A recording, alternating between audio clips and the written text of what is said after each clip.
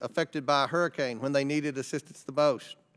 This same employee alleged on TV that this was not an isolated event and that FEMA essentially treats the homes of President Trump supporters as if they were homes of people with vicious dogs. This is unacceptable. Americans demand accountability. Today's hearing provides members and the American people the opportunity to get answers about these troubling developments that have overshadowed FEMA's critical mission. While today's hearing will focus on FEMA, the issue at hand is part of a larger problem: the urgent need to hold the unelected, unaccountable federal workforce accountable to the American people and the duly elected President of the United States. In his first term, President Trump faced not only open insubordination from federal employees who refused to help implement his policies, but also subtler practices intended to thwart elements of his agenda. And we are already hearing through media reports that some federal employees from DOD, EPA, and of course DOJ are already plotting to thwart President Trump's agenda when he is sworn in as president in January. The current system does not have strong enough mechanisms to ensure accountability. The disciplinary system is run by and for civil servants to protect civil servants. President Trump has pledged to take action to bring accountability to the federal workforce and ensure there are measures in place to appropriately deal with poor performers and those who actively resist implementing the policies of a duly elected president. And he will have strong allies in the Republican members of this House Oversight Committee. Democrats claim President Trump is trying to politicize the civil service, but situations like the one at FEMA validate our concerns that it is already politicized. Under the Biden-Harris administration, the civil service has not only grown in size, but also in power. And this power is evident. Just ask the people in Highlands County, Florida. They needed help, but at least one FEMA official used her power to make help harder to get. We only know this because one whistleblower was brave enough to come forward, but others knew about this and said nothing. And FEMA leadership didn't take action against this supervisor until the press exposed the discrimination. More importantly, FEMA officials did not immediately end the discrimination. Since being fired, this supervisor has made multiple media appearances claiming she was following direction from above and that this practice is widespread. So, the question is this: from FEMA's perspective, was her main offense not only saying the quiet part out loud, but that she put it in writing? Who knows how many victims of Florida were left out of rapid disaster relief response? And what about other areas of the country? How long has this gone on, and where?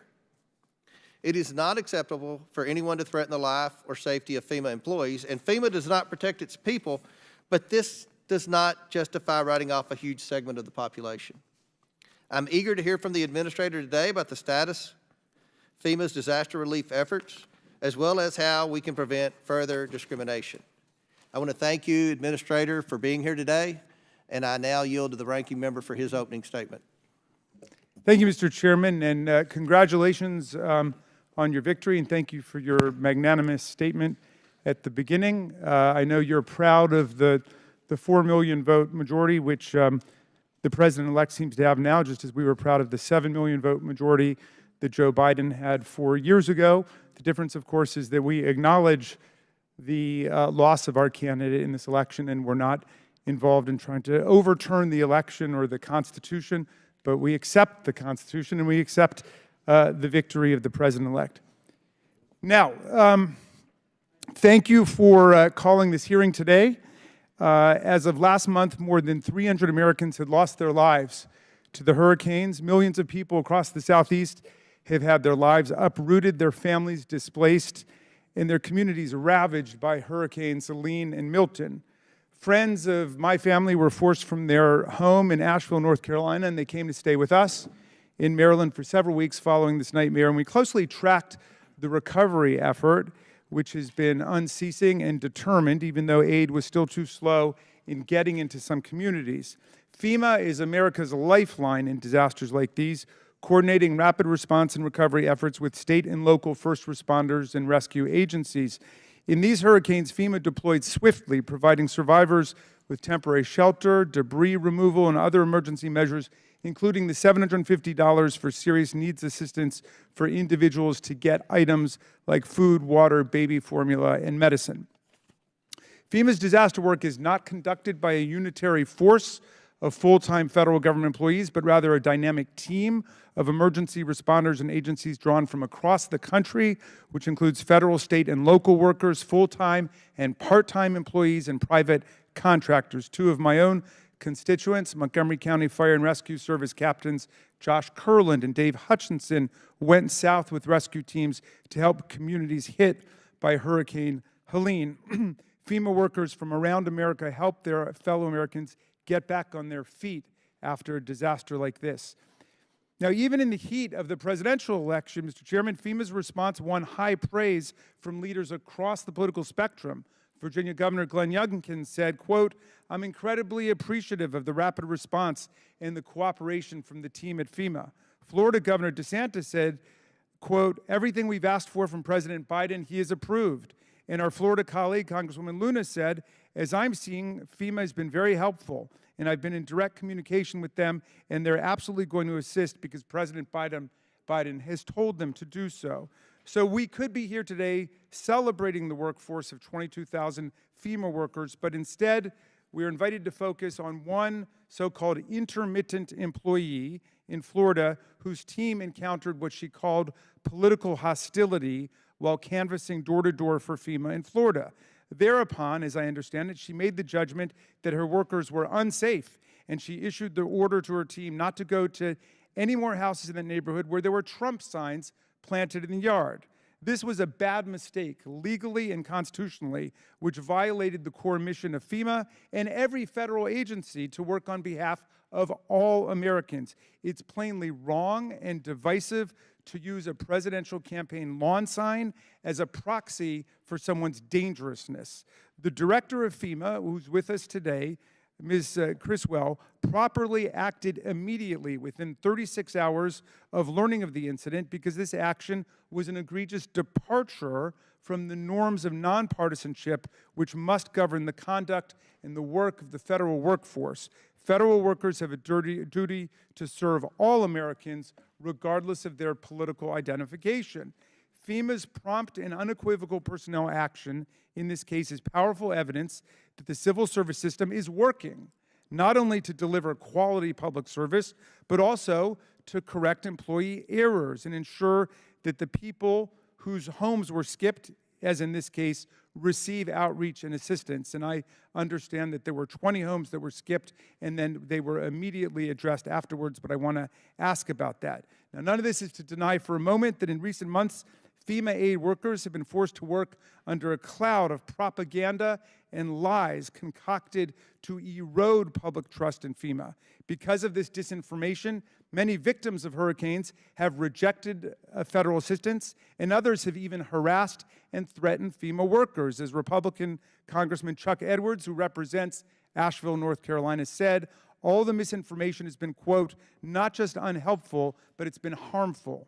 I agree with my Republican colleagues and Administrator Criswell. Federal agencies must serve all Americans, and that means a federal workforce of nonpartisan professionals hired based on competence and merit.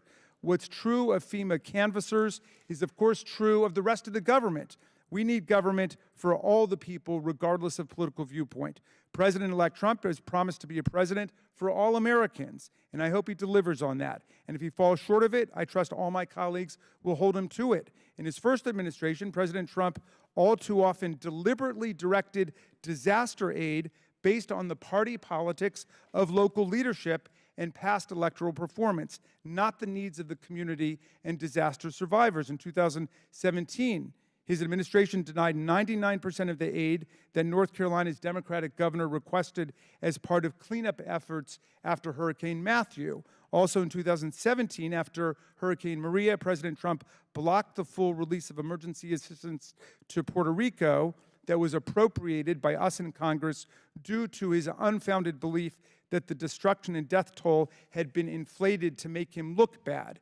In 2018, after California suffered the deadliest and most destructive wildfire in its history, President Trump initially refused to approve disaster aid because of the state's liberal Democratic leanings. He reportedly later changed his mind after his staff provided him data showing that there were more Trump voters in Orange County, California, than there were in the entire state of Iowa. Now is the right time for all of us, Mr. Chairman, and I mean this, for all of us to agree that nobody in public office, no matter how high nor how low, should play partisan politics with disaster relief in the age of climate change.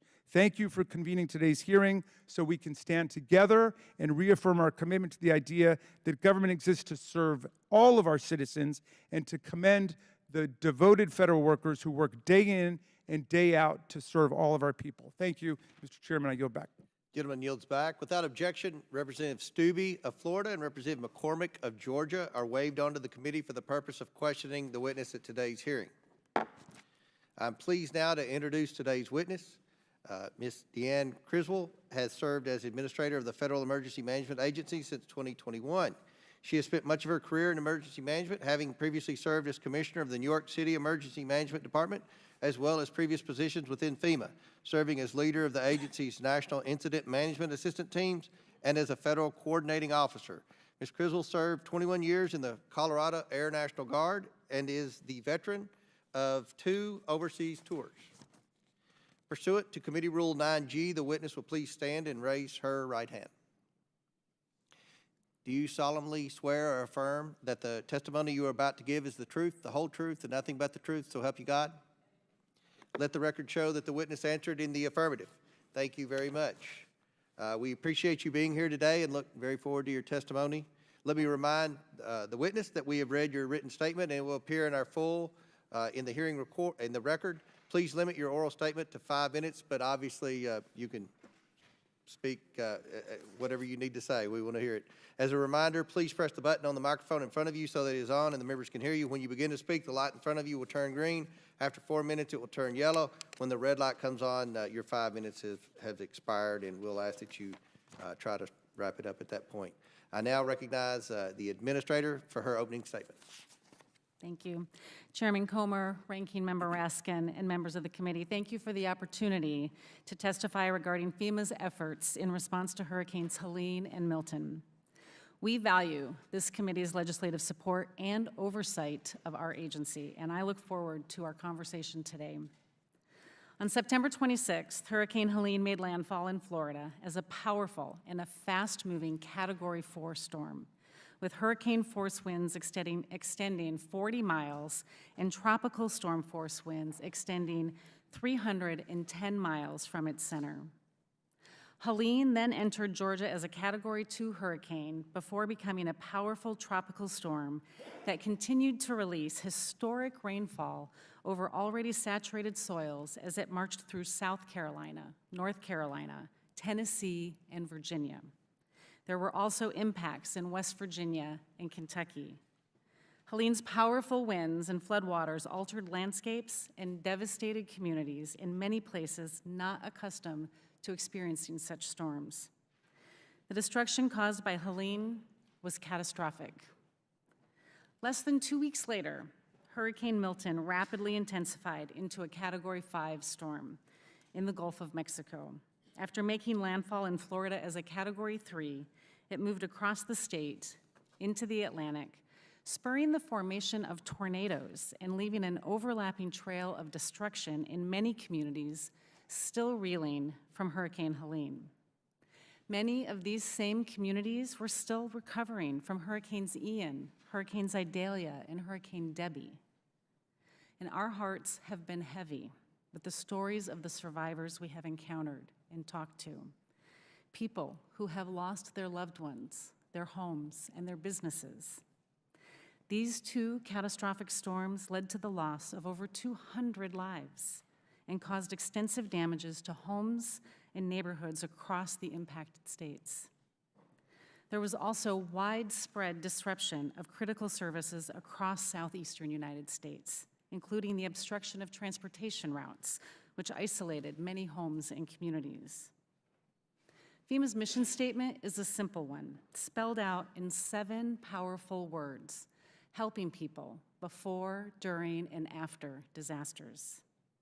And in my written testimony, I have provided a detailed account of FEMA's preparation, our pre-positioning of assets and personnel, and our coordination with other federal agencies in support of our state, our local, and our tribal partners.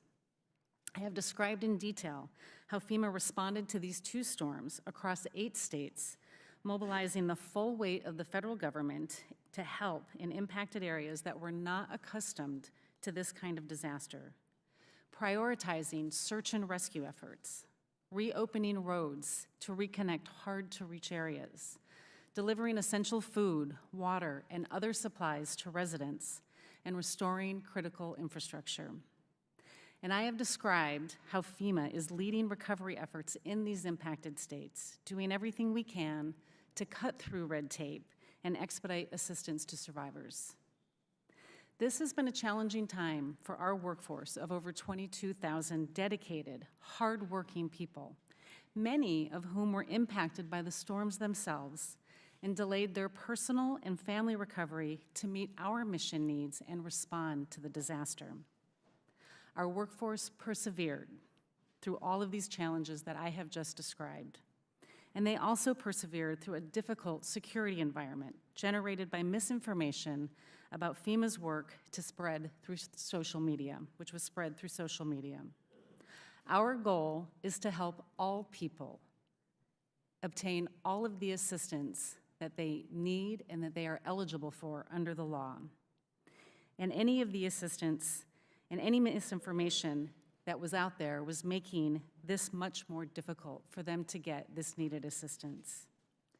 I greatly appreciate the voices and the support from Congress, from both sides of the aisle during this event, who attested to the work that FEMA was doing on the ground. So I was very concerned when I learned a FEMA employee had given instructions to a disaster survivor assistance team that were completely at odds with FEMA's mission. A critical function of these teams is to go door to door, to meet with disaster survivors, to make them aware of FEMA programs that are available for them, and to help them register for needed assistance. This employee wrote to about 11 staff members under her supervision that they should, quote, avoid homes advertising Trump, end quote. My senior leadership team provided me with this visual evidence that the employee had in fact issued these instructions, and they recommended that this employee be terminated, and I concurred and directed the termination of this employee. I released a statement that day, and I will repeat what I said to all of my employees and the American people. This type of behavior and action will not be tolerated at FEMA, and we will hold all people accountable if they violate our standards of conduct. I do not believe that this employee's actions are indicative of any widespread cultural problems at FEMA. FEMA, however, has taken appropriate action to ensure this matter is fully investigated, and I am committed to ensuring that nothing like this ever happens again. In the meantime, we have sent a new team to the field to contact all of the homes that had been skipped over at this employee's direction, and that work has been completed. Now, I know that this incident is on the minds of many members of this committee and across America, and I will be happy to answer your questions on it. However, I also hope that we will be able to have a chance to discuss the great work that our workforce has been doing in response to Hurricanes Helene and Milton, as well as the important challenges that lie ahead in the recovery effort. Thank you again for this opportunity to testify, Chairman. I look forward to your questions. Thank you very much. We'll now begin with questions, and the chair recognizes first the member at ground zero of the last hurricane, Dr. Fox from North Carolina. Thank you very much, Mr. Chairman. I want to associate myself with your opening statement. Also, I want to thank the thousands of Americans who responded to the destruction of Helene in the North Carolina mountains by donating everything you can imagine to people there. Many tractor trailers of goods came from all over America. This response was wonderfully overwhelming. Unfortunately, our government agencies have not matched the care and compassion of average Americans. Ms. Criswell, I have the statement, the mission statement for FEMA here because I looked at it and saw what you have said in terms of saying that the mission statement is to help people before, during, and after disasters in every form. But I think one of the biggest problems that I recognize while being on the ground for 6 weeks minimum, helping people, I was there. My area was very hard hit with the hurricane. But what I saw is constituents affected by the storm is how FEMA's representatives on the ground are telling people what the agency cannot do rather than what it can do. And you mentioned that you were bringing the entire weight of the federal government there, and I think that FEMA has fallen way short of that, and that's what I'm going to talk a little bit about today. Again, FEMA's entire mission is to assist, quote, before, during, and after disasters. It should not be up to disaster survivors to navigate the bureaucratic labyrinth in their time of need. FEMA appears to be plagued by poor decision-making and a serious lack of communication. Therefore, I think FEMA is not living up to its mission statement, a telling sign of mismanagement. And I want to say that I'm the kind of person who believes government of the people, by the people, and for the people. And I tolerate no discrimination of any kind. There should be an information roadmap available to those affected by disasters, including what they can expect from FEMA. You started out by giving us figures about what happened and a description of what happened. We all know that.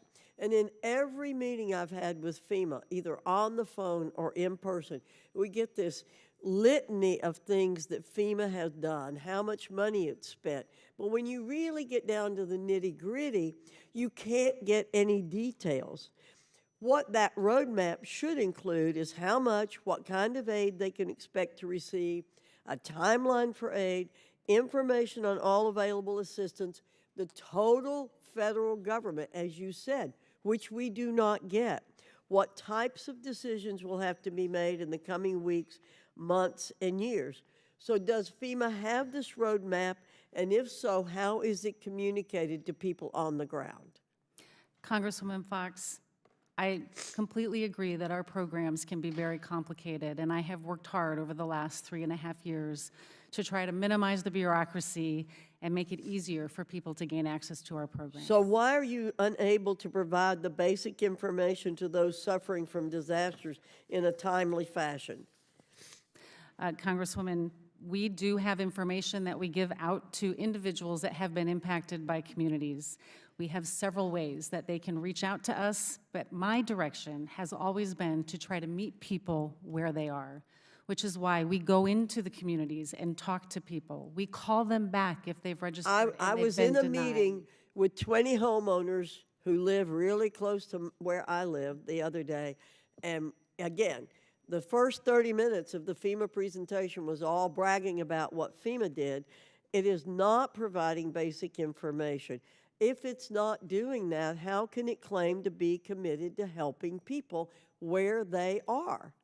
I am happy to look at the information and the materials that were presented at your meeting and looking for ways to improve them. Our goal should be to try to tell people how we can help them instead of telling them what we can't do. And I've tried and worked to try to change that focus, or that the way we approach reaching out to people and finding ways to get to yes. One of my colleagues recently asked FEMA where approximately 400 trailers full of supplies and aid were allegedly delivered in western North Carolina in the days after Hurricane Helene hit. He was told that the trailers were delivered to the state emergency management headquarters, but they also could not share where the aid, estimated to be worth between $4 and $10 million, was actually located. Is it correct that FEMA delivered aid to the state, then simply absolved itself from ensuring the aid actually reached the people it was intended to help? This is a partnership. Our ability to respond to communities requires a deep collaboration between federal, state, and local partners. FEMA delivers supplies at the request of the state in the amount that they have requested, and the state prioritizes in consultation with their local jurisdictions on where those supplies need to go. Thank you, Mr. Chairman. I will have several questions to submit for the record. Thank you. Thank I you. yield back. Gentlelady yields back. Chair recognizes Mr. Frost from Florida. Thank you so much, Mr. Chair. So in my district, which was impacted by Hurricane Milton, I live in Orlando, Florida, been dealing with natural disasters and hurricanes my entire life. I've heard nothing but praise for FEMA's sense of urgency and how y'all have responded in the last many storms we've had. Since Hurricane Milton, many of my constituents have opened up casework with my office to help get FEMA assistance. My team and yours have worked hand in hand to solve these problems regardless of their political affiliation or their voting record. So just thank you for your hard work, and thank you to the hard work of all of the members of FEMA and staff who are fighting to ensure that people are safe and that we can recover after these horrible disasters. The individual responsible for the instruction that FEMA workers can avoid houses with Trump flags was fired. That's good. And thank you for handling that quite isolated situation. I do, though, however, have to call out the hypocrisy of many members of this committee. Madam Administrator, according to staff on President-elect Trump's former National Security Council, on at least 3 occasions, the President-elect hesitated to give disaster aid to areas he thought were too democratic, like California after the 2018 wildfires.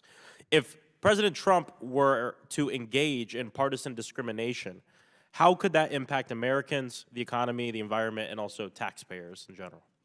The severe weather events that we have been experiencing and the increase in them, they don't discriminate. They impact all people across all walks of life in every part of this country. And we have seen a continued increase in the number of those events affecting more Americans. We have to maintain our ability to be a nonpartisan agency so we can ensure that everybody impacted by these events can get the resources and the help that they need, that they deserve, and that they're eligible for under the law. According to reports, Trump only agreed to release aid when his staff pulled voting results to show him that the heavily damaged area of Orange County, California, had more Trump supporters than the entire state of Iowa. I ask unanimous consent to enter into the record a Politico article from October 2024 titled, "Trump Refused to Give California Wildfire Aid Until Told How Many People There Voted for Him," XAID says. Without objection, so ordered. In the FEMA chapter of Project 2025, the blueprint for the Trump administration, on the FEMA section, it said, quote, "They need to shift the majority of preparedness and response costs to states and localities instead of the federal government," end quote. This would be devastating for Floridians. We know these storms are happening more often because of the climate crisis. I've heard directly from scientists and meteorologists who fly into these storms after I flew into one with the hurricane hunters, that they are going through more of these, they're seeing the worst storms they've ever seen in their careers. These are folks who've been doing this work since the 80s. Madam Administrator, how would this proposal impact the safety of folks like my constituents in Central Florida who are getting hit year after year with these once-in-a-100-year hurricanes? The ability for these communities to rebuild after these events is extremely critical. Without them being able to rebuild, but also rebuild to a level that makes them more resilient against future events, is going to really impact their ability to recover. And so what I have seen through my time as a local emergency manager, as well as serving in this role, that the biggest limitation and the reason we have presidential declarations is when it exceeds the capacity of a jurisdiction to be able to rebuild and allow their community to recover, then it will only make it more vulnerable to future disasters. After Hurricane Helene, President-elect Trump spread a ton of disinformation about FEMA assistance. even like me, some of my Republican colleagues representing areas actually impacted from the storm, like Mr. Edwards from North Carolina, we've had to expend significant amount of resources to fight these lies. During these hurricanes and the days leading up, I spent a lot of time in all the EOCs that are in my district. I spent time going to the shelters and speaking with people, and I can't tell you the amount of folks who came up to me in these shelters asking the most ridiculous questions based on what they heard from Donald Trump. And we know that in these emergencies, every second matters. Every minute matters in terms of life or death. Does FEMA have the tools and partnerships it needs to fully combat the disinformation we've seen from certain politicians?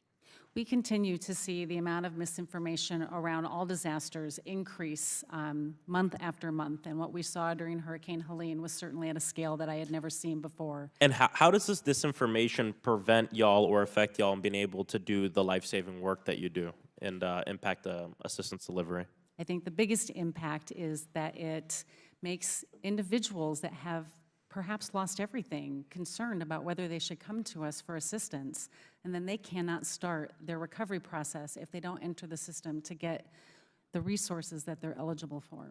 My hope is that over the next 4 years, President Trump won't do the same things again, which puts American lives at risk. Thank you. I yield back. Chair now recognizes Mr. Donald from Florida. Thank you, Chairman. Administrator Criswell, it's good to see you. My district was hit by Hurricane Ian 2 years ago. So we were devastated, like so many other communities were devastated by Helene and by Hurricane Milton. My question for you actually surrounds the firing of Miss Washington. She'd given multiple interviews where she claimed that avoiding politically hostile homes is commonplace throughout FEMA. Is this a practice at FEMA? Congressman, there is nothing in any of our policies, our training, or our information sent out to our field workers to avoid any home for whatever reason, especially not because of a political affiliation. The actions of this one individual are not representative of the work that we do at FEMA. Now, Administrator, I got an issue because, and I will submit the article for the record, according to a New York Post article titled, "This is not isolated." There is a FEMA official who spoke under the condition of anonymity who says that the agency's practice of skipping Trump-supported houses or avoiding white or conservative-dominated disaster zones altogether is an open secret at the agency and has been going on for years. So, Ambassador, this is a statement given to the Post by an employee at FEMA. What is your response to that statement? We have investigated this incident, and it is still under investigation.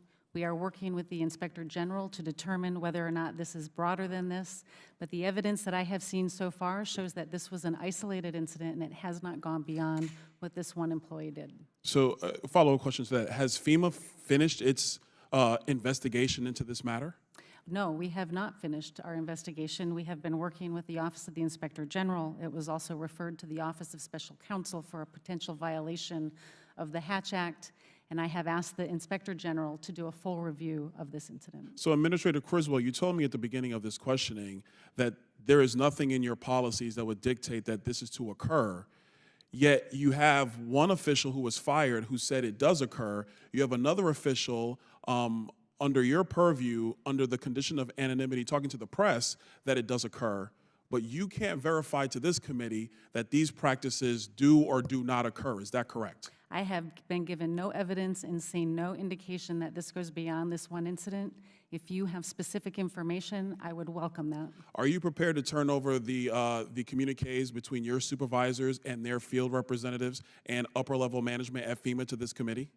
We always cooperate with Congress on the information that they request, and we will continue to cooperate throughout this. So you're prepared to turn over all those We communications? are prepared to support requests for information to help support the ongoing investigation into this. Chairman, I would move that it's clear that the administrator is more than prepared to share all communications with the Oversight Committee about various communications with field volunteers, volunteer staff on the ground, supervisors at FEMA headquarters here in Washington, D.C. Also, for the record, Chairman, I move that the article that I talked about, "This is not an isolated incident," be submitted for the record. Without objection, so ordered. Administrator, I want to follow up with one point. It was said later in this article, FEMA employees are trained to deal with threats in disasters. And I think it's important for the committee to understand that when you're on the ground dealing with threats, especially in a disaster area. It is important. Administrator, do you think it's a better course of action for law enforcement to be involved when potential threats occur on the ground? Because look, during Hurricane Ian, we understood that you not only had citizens who were trying to protect their homes from looters, and they are concerned. You have looters who are actively trying to get at people's property in a disaster zone.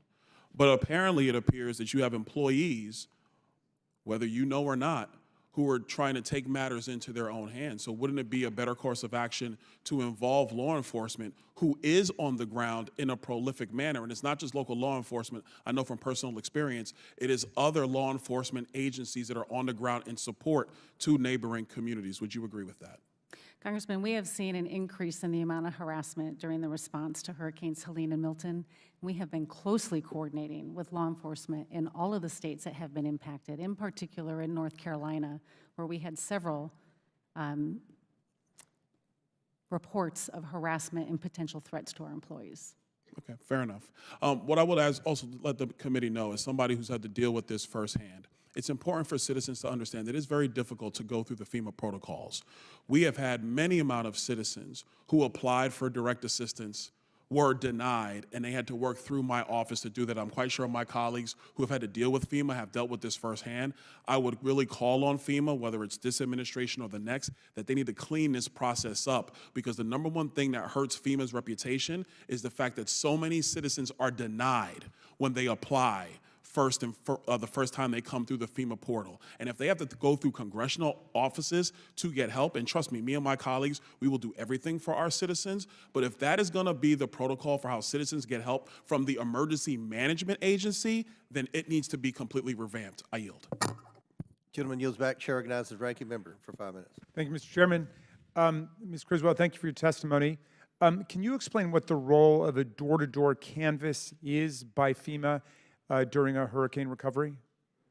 These are our, ranking member, our disaster survivor assistance teams. These are groups of individuals that go out into communities to either see if they have registered for assistance, check on their case for them, or also identify if they have any other needs that we need to engage our nonprofit partners that might be in the area, like assistance with mucking and gutting their home. And we can relay that information back to the local emergency manager or back to the state to make sure we're meeting all of their needs. And this is a situation where there may be a complete communications breakdown because of the hurricane itself, right? That is part of the reason we do this, is because we know, and especially during these incidents, we saw limited cellular communication availability. They could not get online to register for assistance. They could not call us. And so we send people out to go knock on their door and see if they have had that opportunity yet. How many doors would you have knocked on during Hurricanes Helene and Milton? Tens of thousands. I would have to get you the exact number. Okay, and hundreds of people would have been involved in the effort? Yes. Okay, so it's been reported that there were unprecedented levels of harassment and threats leveled against FEMA workers, both the full-time workers and then intermittent part-time workers and volunteers who came along. Do you have any sense of where this harassment and where these threats were coming from? What were the things being said that would lead people to attack FEMA workers? We have seen over my last few years in this position, but even as my time as a local emergency manager, we have seen the amount of information being spread that's just inaccurate about FEMA programs, about FEMA policies continue to increase. We saw a big jump during Maui. We saw an even larger increase, and again, on a scale that I have not seen during Hurricanes Helene and Milton, primarily being spread through social media channels. And have you undertaken any efforts to combat that disinformation? So we do a number of things. We have an entire team of public affairs and external affairs experts that help us try to put positive information, correct information out. We establish a page. It's a standing practice for us to establish a rumor control page that we have done for many years through many administrations to put accurate information about the programs that FEMA is offering and the assistance that is available. We also reach out to the community. For example, in North Carolina right now, we're hiring community liaisons, people from the community that can help be a bridge between us and the people in their community to build that trust, make sure people are getting everything that they need, but also to let us know what kind of information or what kind of resources they may still need. The employee who was fired by you a day or a day and a half after you learned of what had happened was an intermittent employee, a part-time employee who may or may not have been trained on the proper protocols of FEMA. But what do you tell your workers to do if, in fact, they are harassed or attacked at the doors, going door to door, offering people assistance? Again, we have people that go into communities that have just been impacted by significant weather events and meeting people on their worst day. And people are, angry and they're upset because of what happened to them. And so we often have people that feel that they may be in an unsafe situation. And so we train them to be able to remove themselves from that situation reactively. We never have done anything to teach our employees to proactively avoid an area where they feel they might be threatened. Okay, and just to restate the obvious, if this is correct, you have no policies or rules counseling people to engage in political party or candidate discrimination. Is that We right? have no policy, no doctrine, no rule, anything to that matter. Okay, and that's why you acted so swiftly to deal with that situation when it arose. I learned of this on November 7th, that there was an alleged claim that an employee had done this. I directed my team to be able to look into it and provide me information. They showed me the evidence on November 9th, which is when I directed the termination of the employee. And I understand that FEMA itself is investigating to get all of the facts of the matter. Do you also support an investigation by the Inspector General at FEMA? I have already requested an investigation to the IG. Okay. Well, look, on behalf of the family that stayed with me after the hurricane hit Asheville, North Carolina, and other friends who were affected, I want to thank FEMA for doing your very best on behalf of the American people and mobilizing a strong relief effort. Not perfect, none of them are, but certainly a very serious attempt to address all of the needs that arose. I yield back, Mr. Chairman. Chair now recognizes Ms. Luna from Florida. Administrator Criswell, nice to see you again. Up here, sorry. Yeah, thanks. You came to my district when we were impacted. Before I get to some questions that I have from my constituents, I did have a question in regards to the investigations that you have into Marnie Washington. So she went on CNN, and she had stated that under the practice of avoidance and de-escalation, that was what she was using, what her supervisor was using in order to politically discriminate. My question for you is, she also stated that her supervisor, Chad Hershey, had directed her not to help politically hostile Americans, aka anyone who, in their opinion, had Trump signs. My question for you is, were you aware of that, and has Chad Hershey been fired, or is he under investigation currently? I understand that Mr. Hershey was in her supervisory chain, but that is part of now the ongoing investigation. If you find that he directed her to, and I assume that you guys will be talking with her directly, but if you find that, are you committing that he's going to be fired? I will commit that anybody who has taken actions to politically discriminate against people that were impacted by this disaster will have the appropriate disciplinary action, to include termination. Okay, and then she also had stated on that same interview that this wasn't just isolated in Florida, but under that same de-escalation and avoidance guideline from your field manual, that also happened in North Carolina and Georgia. Are you aware of this? And in your estimates, roughly how many people have been impacted? She also stated that there should be incidents reports in regards to FEMA, that we should request them, but I assume that you were looking into that. So if you can just follow up on that. Yeah, we will certainly follow up on that, but again, our policies in nowhere talk about proactively discriminating against areas where they feel that there might be something harassing. Tracking, sorry, I just have to move on because we have time here. My next question is that in regards to your investigation, Marnie Washington stated that after she was terminated that she still had access to her portals and the cases that she had filed, and because of that she was actually able to see that FEMA was going through and deleting information in regards to the cases that she had specifically handled. Now, I understand that when people leave, sometimes things have to be terminated, but if you do have an ongoing investigation, my question is, why would you then want to delete information? Because then you wouldn't be able to adequately conduct a conclusive investigation. I have no information that we have deleted anything, as stated by Ms. Washington. Even if something was deleted, it's all part of a permanent record, and we have access to it. Okay, then I would advise if you are tracking that you should go, because she's saying that she physically saw that information was deleted out within 24 hours of her firing.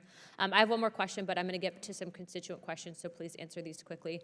In Pinellas County, where we were hit, we had actually 13 deaths during the first hurricane, but the county has currently had only one DRC and has requested a second DRC with no success. What is FEMA's process for approving additional DRCs when they're requested?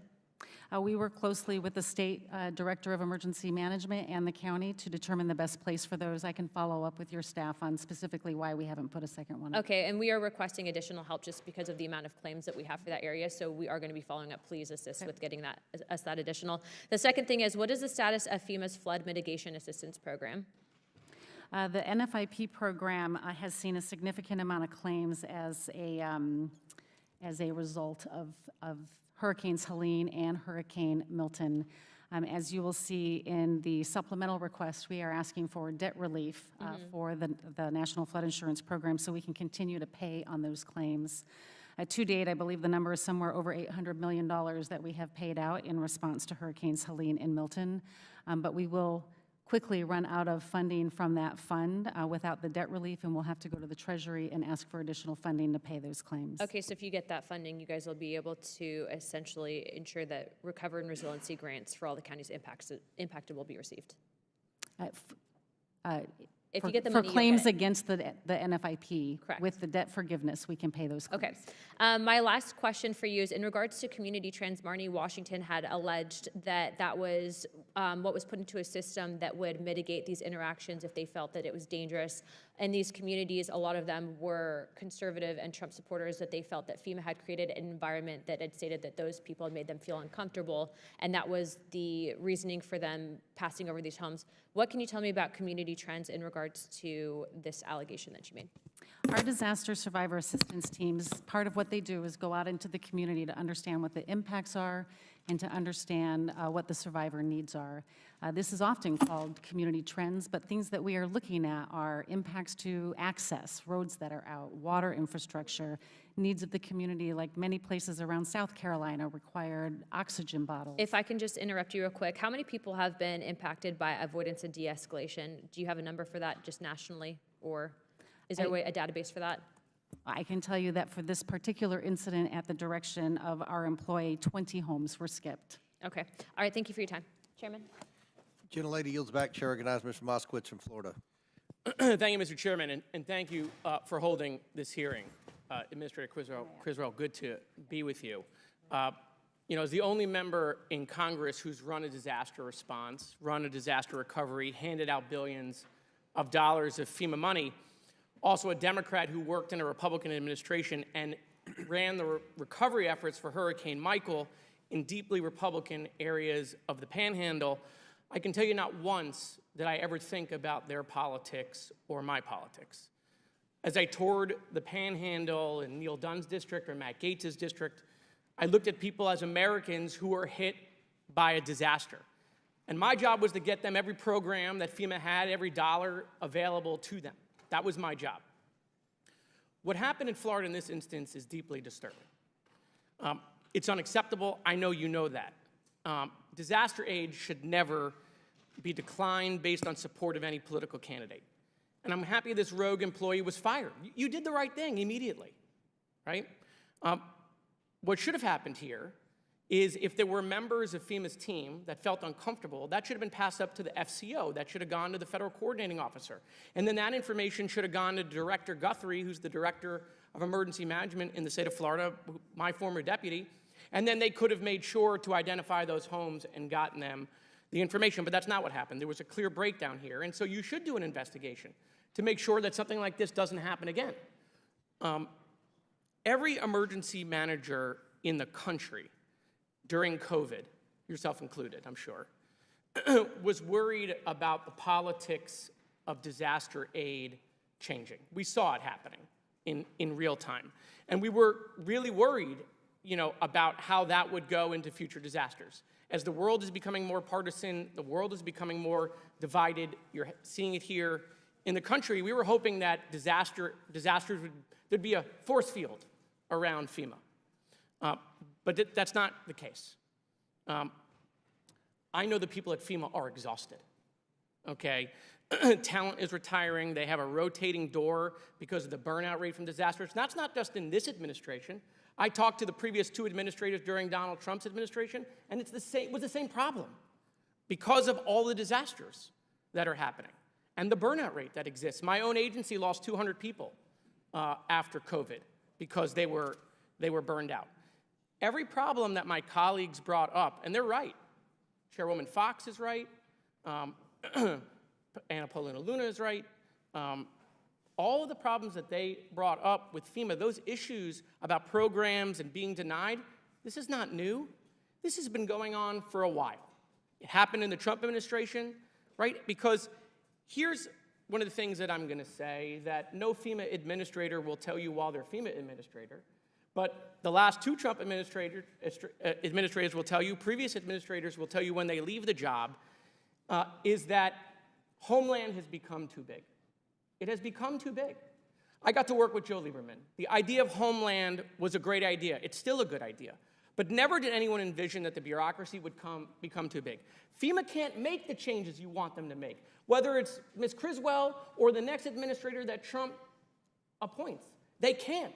Homeland won't let them because there's 30 people around a table, right, trying to figure out what to do in the agency.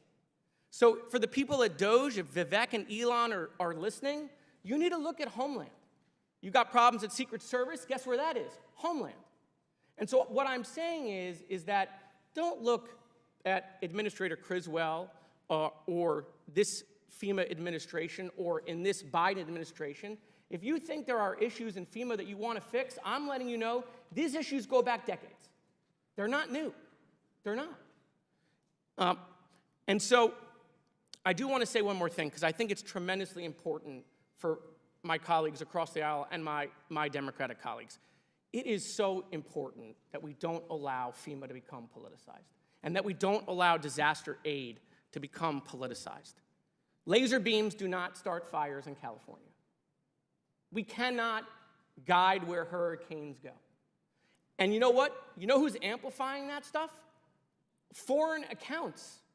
Other countries are amplifying that stuff on social media to divide us, to divide Democrats and Republicans. They want us fighting over disaster aid because it helps their goal. We can't participate in that. We shouldn't amplify that. So, Mr. Chairman, I thank you for having this hearing. We should have this hearing. But I want you to know that these issues that you're bringing up are not issues of today. These are issues of yesteryear. And so I will work with anyone across the aisle on fixing these issues within Homeland. And with that, Mr. Chairman, I yield back. Gentleman yields back. Chair now recognizes the chairman of the Judiciary Committee, Mr. Jordan. Thank you, Mr. Chairman. Administrator Criswell, is Ms. Washington lying to us? Ms. Washington has... She said it's common practice. You said it's reprehensible and isolated. Both statements can't be true. So someone's not giving us the facts, and I'm kind of trying to figure out who's not telling the truth. The actions that Ms. Washington took were unacceptable. Well, you had another employee. Now, they remained anonymous, but I think one of my colleagues pointed this out earlier. A FEMA official who spoke on condition of anonymity said Ms. Washington likely received, quote, very clear guidance from her supervisors. Is that not, is that person lying too? I have not received any evidence outside of the screenshot that Ms. Washington directed So those her two people team. are wrong. They're not telling the truth to us. We are currently investigating this But that's issue not what you and said. bringing You in said the this is IG. isolated, reprehensible, hasn't happened. This is the only time. And they're saying, nope, nope, nope, it's commonplace. I am saying that FEMA's mission is to help all people. Well, let's look at before, maybe during, the and best after evidence we disaster. have is the actual screenshot. Can you put the screenshot up on the screen? Let's look at what the text message said. The text message said, implement best practices. Like, this is the best practices. We're going to implement them. And they talk about making sure you're going in pairs or with more than one person, avoid the Trump homes, drink your water, take your towel, coconut waters. So stay hydrated, walk with someone else, and don't go to the Trump homes. It seems pretty common and matter of fact in the actual evidence we do have, the text message itself. But you're still saying Ms. Washington and this other person aren't telling the truth.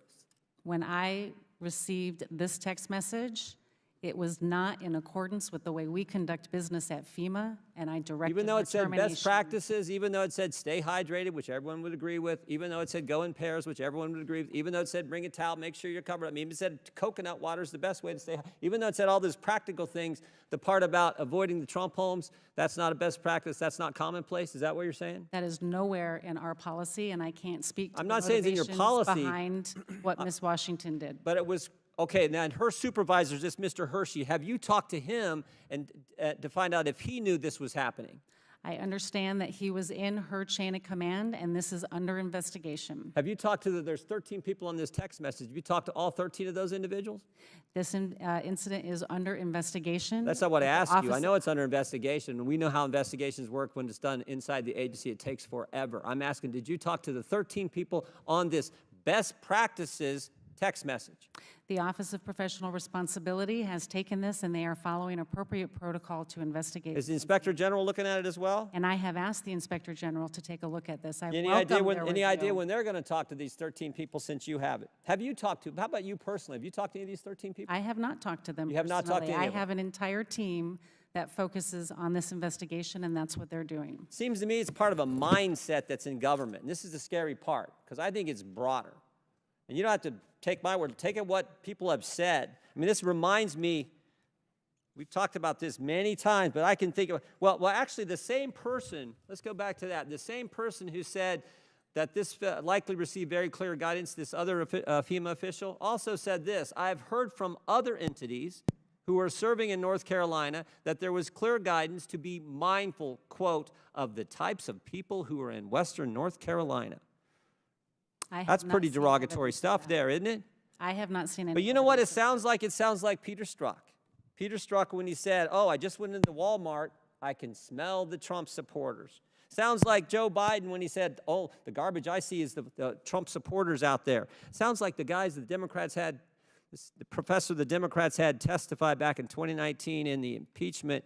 Conservatives, especially very conservative people, tend to spread out, perhaps because they don't even want to be around themselves. This disdain, this mindset that's in the government where everyone's deplorable, everyone's garbage, everyone is, smelly people at Walmart, and oh, be mindful of those people in Western North Carolina. That's what it sounds like. And again, the best evidence is the text message we have, which reinforces that mindset that we have seen from so many people in our government.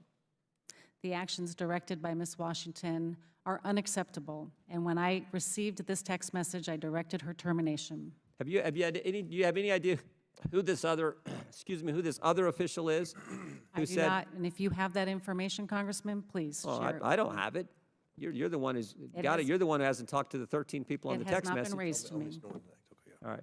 I think, Chairman, I yield back. Chair now recognizes Ms. Norton from Washington, D.C.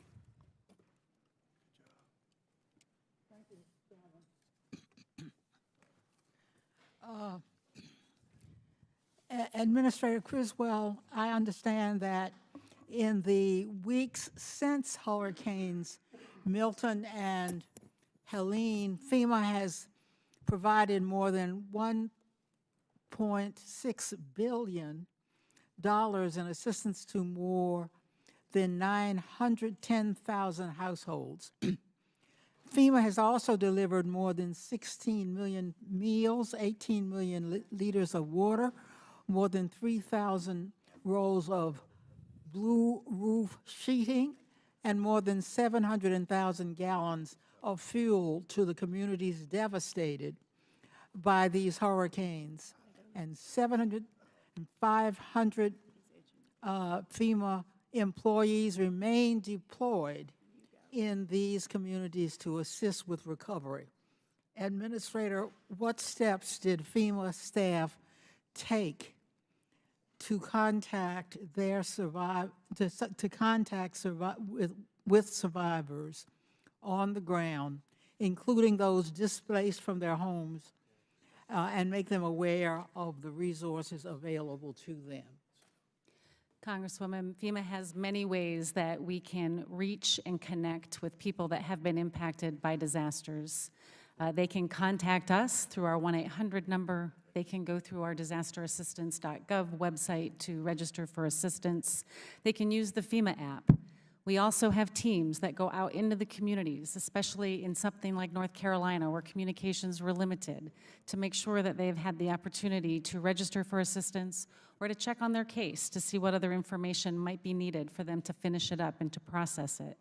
And then we establish disaster recovery centers, fixed facilities once the infrastructure supports it, so people have a place they can go and they can talk to somebody face to face and work through their particular needs and their particular case, because we know everybody's situation is going to be unique to them, and we want to make sure all of our programs are available and we help them find the right ones to support their unique needs. Thank you. The destruction of Hurricane Helene left close to 4 million people without power. Administrator, how did FEMA workers reach affected residents for support in this disaster response effort, even if a certain region lost connectivity or if a survivor lacked access to internet? One of the first things we do, Congresswoman, is we put part of our leadership team in with local emergency managers to work side by side with them to understand which parts of their community still need assistance. Then we can either direct our disaster survivor assistance teams to go into those areas, or also the state is sending their resources like the National Guard. The National Guard in North Carolina did an amazing job of getting into the communities and helping people that have been impacted. This is a holistic effort. This takes all of us to be able to reach all of those impacted, especially in something that has been widespread and complicated as the destruction that we saw in North Carolina. I also want to recognize that because of challenges like these, it did take too long for emergency assistance to come in such communities. We must learn the lessons of those shortcomings to improve the reach of emergency services at the local, state, and federal level. Earlier this year, the National Oceanic Atmospheric Administration projected a, quote, above normal, end quote, hurricane season, meaning the level and intensity of storms and hurricanes would increase over this period. 11 storms have developed into hurricanes this year. More than a few years later, Luhana community is still being built back after wildfires hit the land of Maui. And recovery operations are still continuing more than 2 years after Hurricane Ian made landfall in Florida. Administrator Criswell, what can Congress do to make it easier for FEMA to support long-term recovery efforts and assist with future disasters that strike the United States? Congressman, we have 2 pieces of bipartisan legislation that would be very beneficial to our ability to help communities: the Disaster Survivor Fairness Act and the Management Cost Modernization Act. And I understand that I'm over the time, but I'd be happy to talk more about those 2 pieces. They would be critical in changing the way we help survivors. I commend you and FEMA's thousands of staff from across the country who left their homes to deploy to communities in need and provide them with assistance in the face of destruction, trauma, and loss. And I yield back. Chair now recognizes Mr. Gosar from Arizona. Thank you, Mr. Chairman. Just like last night, the White House requested an additional $98.6 billion for disaster relief, with $40 billion marked for FEMA. Although it was created to provide relief from disasters, FEMA has now become the Biden-Harris administration's star student in political persecution. In October, FEMA intentionally violated the civil rights of American citizens in response to Hurricanes Helene and Milton. This is a key example of the weaponization of the federal government against the American people. And I suspect there is more for this committee to uncover. It is critical that Congress is empowered to conduct rigorous oversight before any emergency funding that has been placed into FEMA's hands. Ms. Criswell, according to your testimony, FEMA led the interagency response to Hurricane Helene and Milton for up to 64 different agencies. Do you think FEMA has the authority to direct these other agencies to also avoid homes with Trump signs? There is nothing in FEMA's policy that would ever direct anybody to avoid anybody, regardless of political affiliation or way of life. Our mission is to help all people before, during, and after disasters. Gotcha. Former FEMA employee Marnie Washington told reporters this discrimination was a colossal event and occurred in Florida, North Carolina, and South Carolina. You testified earlier today at T&I committee that this was an isolated incident and that no other supervisor or employee deployed with Marnie Washington provided the guidance to avoid homes advertising Trump signs. Will you commit to also requesting an IG report for the discrimination in North Carolina and South Carolina? I have already requested the Inspector General to investigate this, but I will be certain to ensure that they include North Carolina and South Carolina in that. Thank you. An anonymous female employee, we've been told, I guess it would be from the Daily Signal, that employees were also advised to avoid certain homes and specifically use the terms hick, cowboy, redneck, Trump supporters, and MAGA to describe them. Have you come across any of these terms in your investigation so far? This is the first I am ever hearing any of those terms. I'll make sure you have those. In an interview with the Washington Examiner, they said these homes were avoided because based on community trends from hostile political encounters. My question to you is, how does FEMA declare an incident as a community trend? Is it true that it only takes one encounter to make a FEMA employee uncomfortable to declare a community trend? One of the things that these teams do, our disaster survivor assistance teams, is they go into the communities to not only register people for assistance, but to understand the impacts of the community. They're looking for things like damages and access issues to transportation infrastructure. They're looking for damages to water and power. They're also trying to understand the survivor needs. These are often referred to as community trends, but these are used to help us understand the impacts and what resources we're going to need to bring in. These are not proactive efforts to try to identify where we should or should not go. Okay, so my office requested these incident reports ahead of this hearing, but were not provided. Can you please provide this committee with the incident reports that determined Lake Placid should be defined as a community trend?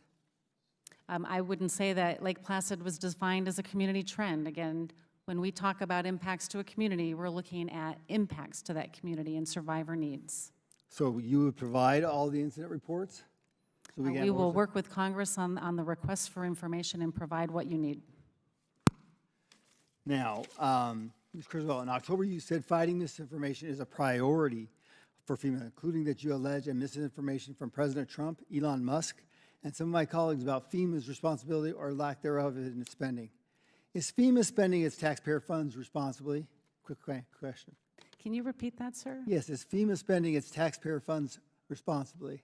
We are absolutely spending our taxpayer dollars responsibly and supporting an unbelievable increase in the number of severe weather events that have been happening across the So United that'd be States. yes. Are you aware of the OIG's report from 2320 from March of 2023 titled, FEMA should increase oversight to prevent misuse of humanitarian relief funds, and or a second September 2022 OIG report titled, FEMA did not implement controls to prevent more than $3.7 billion in improper payments from the Lost Wages Assistance Program? I'm aware of those reports. And you knew this, and then how are you applying that to this discovery now that you're hearing about Ms. Washington and possibly other people causing a problem for this? We value our partnership with the Inspector General, and we appreciate the findings that they give us and our areas that we can continue to improve. Some of those reports and some of the findings in those we non-concurred with. But for those that we did, we continue to work with them so we can continue to improve, because we are not a perfect agency, and we always look to improve the way we help people. I don't think anybody's perfect, so thank you. Appreciate it. Gentleman yields back. Chair now recognizes Mr. Lynch from Massachusetts. Thank you, Mr. Chairman. Welcome, Administrator Criswell. As evidenced recently by Hurricane Helene and Milton and the catastrophic consequences, we continue to witness historic flooding that is triggered by extreme weather events. In our own state of Massachusetts, the National Oceanic and Atmospheric Administration has already predicted that my area, the Boston area, is expected to endure between 12 and 19 days of high tide flooding that we've never experienced before. That's the most in the Northeast region. The Nonpartisan Congressional Research Service also reports that floods are the most common and costliest natural disasters across the United States. However, flood damage is not covered typically by traditional homeowner insurance, and moreover, most private insurers don't even offer flood coverage. Instead, as you know, most of our constituents procure flood insurance for their homes and businesses from the National Flood Insurance Program, which you administer. It's a federal government program that provides more than $1.3 trillion in insurance coverage and 4.7 million policies to residents, mostly in flood zones, in over 22,000 communities nationwide. Unfortunately, Madam Administrator, to the detriment of both victims of flood damage and the American taxpayer, this program is currently more than $20 billion in debt, especially after having to borrow substantial funds from Treasury, as you noted earlier, to cover a series of devastating flood seasons, including going back to 2017, which became the costliest season on record and included Hurricanes Maria, Harvey, and Irma. Administrator, FEMA administers the National Flood Insurance Program, which is set to expire in a few weeks of this year. Can you offer us your thoughts on how the financial position of this program is impacting your ability to support homeowners and businesses that are recovering from flood damage? The National Flood Insurance Program is one of the only ways that a homeowner can get the necessary coverage to protect their investments. And the National Flood Insurance Program has not had a multi-year authorization in many years. It has been from CR to CR. Right. Without a multi-year authorization, we will continue to struggle year after year to meet the claims that individual homeowners have. And we have offered up with our reauthorization proposal 13 measures, I think it's 13, steps that we can take that will be able to make the program financially solvent and make sure that everybody has access to this through an affordability framework as well. As we know, not everybody can afford flood insurance, yet it's their #1 resource and tool to help protect their investment. So we seem to keep falling behind with these 1-year, I think it's called as-needed funding. You don't have a multi-year program where you can actually try to get ahead of some of this stuff. So we're still dealing with Hawaii. We're still dealing with some of these 2017 disasters that we haven't caught up to. One thing I wanted to ask you is that, you know, we seem to compartmentalize these disasters. We have, you know, we've got, because of the impacts of climate change, we've got, you know, these epic rainfall events that's causing flooding. We've got tornadoes, we've got hurricanes, we've got drought-induced wildfires, and our flood insurance program only covers certain people or targets certain people in flood zones. Would it be better, would it be more efficient if we looked at rather than having a flood insurance program, we had a broader disaster insurance program where we have more people paying into that? It might cross-subsidize some of the costs that we're seeing as a result of these disasters, and might allow a break to the taxpayer instead of having to go in and bail out people who might repeatedly be experiencing you know, flood damage from storm surges in areas where they may not wisely relocate. Yeah, I mean, the National Flood Insurance Program is available to anybody. And I often have said, if it rains where you live, it can flood where you live. There are only certain areas that are mandated to purchase flood insurance, but everybody has the opportunity to purchase flood insurance. As far as making that a broader, more catastrophic insurance program, I think that's something that we should be having conversations with the private sector about, because that's what they should be providing. All right, thank you. Our time has expired, Mr. Chairman. I yield back. Very good question. I'll recognize myself for 5 minutes. And Administrator, I want to thank you for the work that you and FEMA did in my district a few years ago after the tornadoes in West Kentucky. I want to publicly say that. With respect to the text message behind me, how did you receive the text message? Did you know about it before it became public, or was it brought to your attention before the media made public with it? It was brought to my attention on November 7th while I was in North Carolina with my leadership team checking in on recovery. It was mentioned to me that they had heard that there was a text message that a staff member had sent. I then directed my team to look into this. This was before the media inquiry or the media story came out. They reviewed it and looked into it on the 8th. They contacted me on November 9th. They showed me the text message. I still had not seen any media stories, and I directed the termination of the employee because it violates the way we conduct business. And you've testified that you believe this was an isolated incident. Why should we believe that this is an isolated incident and not part of a pattern in FEMA? Because we've seen many other government agencies that we believe have become politicized and or weaponized. So, I mean, why should we believe this is an isolated incident? Chairman, I understand your concern and I share your concern because I want to ensure that the American people know that FEMA is there to support all people, which is why we are conducting an investigation and why we have asked the IG to look into this further to ensure that this is not beyond the one employee who sent this message. It is not indicative of the rest of our workforce, and it is completely unacceptable. So I want to go back to Ms. Washington. You terminated her. She was a part-time employee. If she were a full-time FEMA employee, could you have terminated her then and there on the spot? We definitely have more flexibility within our intermittent employee HR practices, but we would have been able to take the necessary action to remove her until a full investigation had been done. So how likely would it have been that her termination would have been overturned because she would have been a full-time civil servant and been protected by the civil servant merit laws, tenure laws, whatever you want to call it? Given the text of this message, it's very clear that this was an unacceptable type of behavior, and I don't believe it would have been overturned. I think the system worked. Well, we're going to find out with a lot of federal employees that we believe should be held accountable for bad behavior.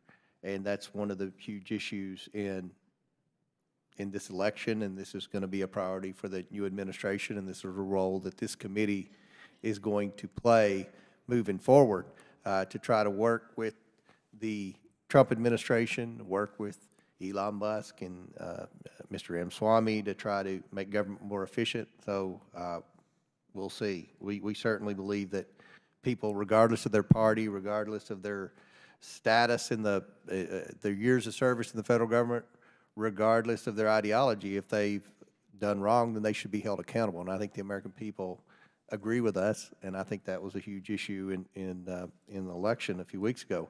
I want to switch gears and talk about FEMA, and I think a lot of people, myself included, often wonder what is the role of FEMA. So if a hurricane or a tornado or a natural disaster happens, I believe FEMA should be first on the scene. I believe that they should be in charge of obviously rescue and recovery to ensure that to help coordinate to ensure that people have food and shelter. And then of course the big role I believe FEMA plays is debris removal to try to help coordinate to get the power going, to get the roads cleared and things like that. A lot of people wonder, what then? What else is FEMA responsible for? Because I know when we had our issues in West Kentucky, people were thinking that if they didn't have insurance, that FEMA was supposed to come in and pay for that. Can you tell this committee and the American people who are watching this what exactly FEMA's role is the second a natural disaster happens, whether it's a wildfire out west or whether it's a tornado in the Midwest or whether it's a hurricane on the East Coast? What is FEMA's responsibility from start to finish? And how long should that take? I think the best way to start that, Chairman, is the fact that all disasters are executed at the local level, they are managed at the state level, and supported by the federal government, and that's where FEMA comes in. In this particular incident, I contacted governors before the storm made landfall in all of the states that were impacted, encouraging them to ask for a pre-landfall emergency declaration. What that does is it allows me to pre-position resources. And these aren't just FEMA teams, these are the federal government. It gives me the ability to direct other members of the federal government to come in and be able to respond to those immediate life-saving needs as needed after a storm passes. For these events, we pre-positioned resources from Florida up to North Carolina and into Virginia to support those immediate needs. And we do that at the support of the governor. We have teams that are embedded with the governor sitting side by side who are also communicating with the local emergency managers, the local first responders to know where those needs are so we can direct our resources to the areas that don't have enough. These all start and end with that local first responder, and they did amazing work in those first few hours after these storms passed, and our teams on the ground immediately, the search and rescue teams from across the federal government, were there doing life-saving activities as the storm were passing all of these states. We then support through mission assigning other federal agencies like the Army Corps of Engineers to help assess what the needs are going to be for debris removal, or at the request of a local jurisdiction to actually do the debris removal if they don't have the contracts to do so. And then we continue to support the stabilization of those lifelines, being able to reimburse communities if they put in a temporary bridge or if they've done something to, in the case of Asheville. And the time's expired, but what's the normal time length for this? What, do you have an objective when you go in and say, all right, this is when we hope to be finished? Do we hope everybody's paid? And do you have, is that ever a factor or an objective? All disasters are definitely unique. My objectives and my timelines are in that response to make sure that I have teams on the ground before landfall, that they are engaged during and after landfall, and then when the governor's team tell us that the incident stabilized, then we demobilize those response teams. Chair recognizes. Mr. Chairman, I just have a UC request Yes, on go some ahead. relevant articles. One published in The Hill, September 30, 2024, titled Georgia Governor Kemp Praises Biden's Hurricane Helene Response Amid Trump Criticism. A CNN article, October 7, titled DeSantis and Biden Speak on Storm Recovery After Reports GOP Governor Had Not Returned Calls from President, Vice President. And 3, a CNN article, October 3rd, titled Fact Check Amid Bipartisan Praise for Biden's Hurricane Response. Trump falsely claims reviews are universally negative. Without objection to order, Chair recognizes Mr. Christian Morte from Illinois. Thank you, Chairman, and thank you, Administrator, for your service. I want to show you a visual. Do you recognize this picture? I do not. Good. It's an atmospheric research facility in Alaska that, believe it or not, conspiracy theorists allege is a mind-controlling weather machine. And one of the conspiracy theories out there is that somehow FEMA controls the weather.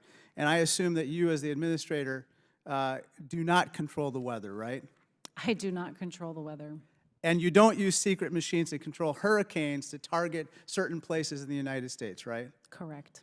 And you and your team did not direct severe weather at North Carolina to, quote unquote, commandeer lithium mine property in that state, right? Why would anybody want to bring harm to the American people?